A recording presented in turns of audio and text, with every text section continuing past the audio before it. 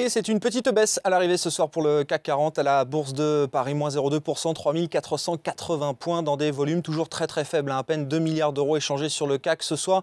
On notera qu'on a vendu les valeurs qui ont le plus progressé dans ces dernières semaines de rallye boursier, notamment les valeurs financières comme Crédit Agricole ou Société Générale. Et puis on s'est réfugié sur des valeurs protectrices du Sanofi, du Danone, du L'Oréal ou encore du Pernod Ricard qui signe parmi les plus fortes hausses ce soir à la Bourse de Paris. Le fait écho du jour, eh bien, ce sont ces spéculations autour de la prochaine intervention de la Banque Centrale Européenne, intervention attendue après les promesses du président de la BCE, Mario Draghi, fin juillet. Et c'est un article du magazine allemand Der Spiegel qui a suscité beaucoup de réactions aujourd'hui. Article technique qui indique que la BCE envisage de fixer des seuils maximum pour les taux d'intérêt des pays en difficulté, un seuil pour lesquels elle estime que le pays pourrait se financer de manière correcte et des seuils qu'elle serait prête à défendre coûte que coûte en rachetant la dette de ces pays sous pression. Beaucoup de réactions et notamment du côté de Berlin.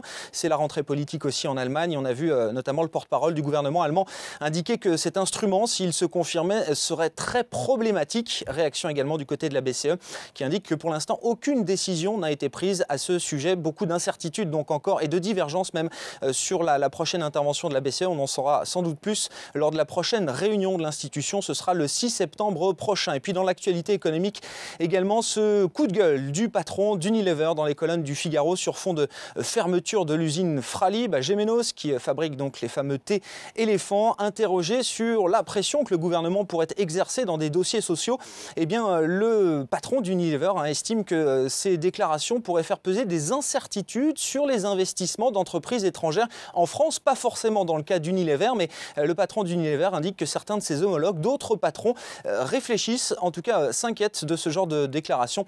Le patron d'Unilever qui note également la baisse des investissements étrangers ces derniers mois vers la France. Et puis on termine avec ce qui sera le magazine le plus lourd de l'histoire qui sortira demain, le Vogue US, 916 pages, près de 3 kilos. Ce sera le poids de ce numéro de rentrée, pas forcément le numéro le plus vendu, mais on sait que c'est le numéro le plus important pour les annonceurs qui marque donc la rentrée du monde de la mode. 916 pages dont une bonne moitié de seules pages publicitaires avec à la une Lady Gaga.